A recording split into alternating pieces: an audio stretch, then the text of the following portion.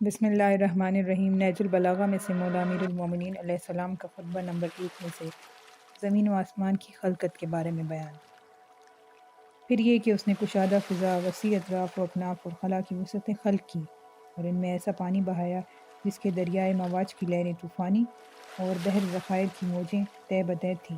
اسے تیز ہوا اور تند آندھی کی پشت پر لادا، پھر اسے پانی کے پلٹانے کا حکم دیا اور اسے اس کے پابند رکھنے پر قابو دیا اور اسے پانی کی سرحد سے ملا دیا۔ اس کے نیچے ہوا دور دور تک پھیلی ہوئی تھی اور اوپر پانی ٹھاٹھے مار رہا تھا۔ پھر اللہ سبحانہ و تعالیٰ نے اس پانی کے اندر ایک ہوا خلق کی جس کا چلنا بانجھ یعنی بے ثمر تھا، اور اسے اس کے مرکز پر قرار رکھا، اس کے جھونکے تیز کر دیے اور اس کے چلنے کی جگہ دور و دراز تک پھیلا دی۔ پھر اس ہوا کو معمور کیا کہ وہ پانی کے ذخیرے کو تپیڑے دے اور بحر بے کناں کی موجوں کو اچھالے۔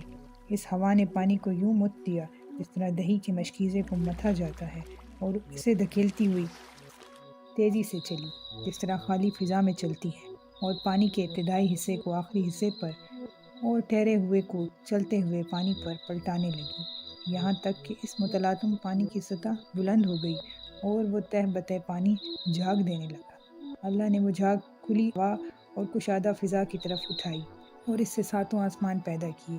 نیچے والے آسمان کو رکی ہوئی موج کی طرح بنایا اور اوپر والے آسمان کو محفوظ چھت اور بلند عمارت کی صورت میں اس طرح قائم کیا کہ نہ ستونوں کے سہارے کی حاجت تھی، نہ بندھنوں سے جوڑنے کی ضرورت تھی۔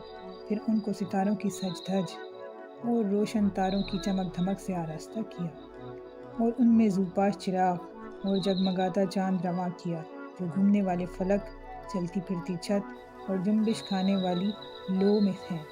پھر خداوند عالم نے بلند آسمانوں کے درمیان شگاف پیدا کیے اور ان کی وسعتوں کو طرح طرح کے فرشتوں سے بھر دیا۔ کچھ ان میں سرو سجود ہیں جو رکوع نہیں کرتے، کچھ رکوع میں ہیں جو سیدھے نہیں ہوتے، کچھ صفیں باندھے ہوئے ہیں جو اپنی جگہ نہیں چھوڑتے، اور کچھ پاکیزگی بیان کر رہے ہیں جو اکتاتے ہی نہیں۔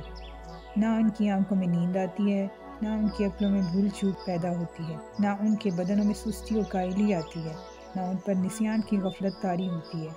ان میں کچھ تو وحی الہی کے امین، اس کے رسولوں کی طرف پیغام رسانی کے لیے زبان حق اور اس کے قطعی فیصلوں اور فرمانوں کو لے کر آنے جانے والے ہیں۔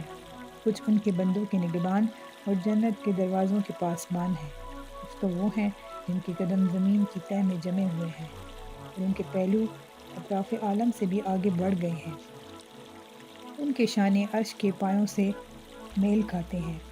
عرش کے سامنے ان کی آنکھیں جھکی ہوئی ہیں اور ان کے نیچے اپنے پروں میں لپٹے ہوئے ہیں، اور ان میں اور دوسری مخلوق میں عزت کے حجاب اور قدرت کے سرا پردے حائل ہیں۔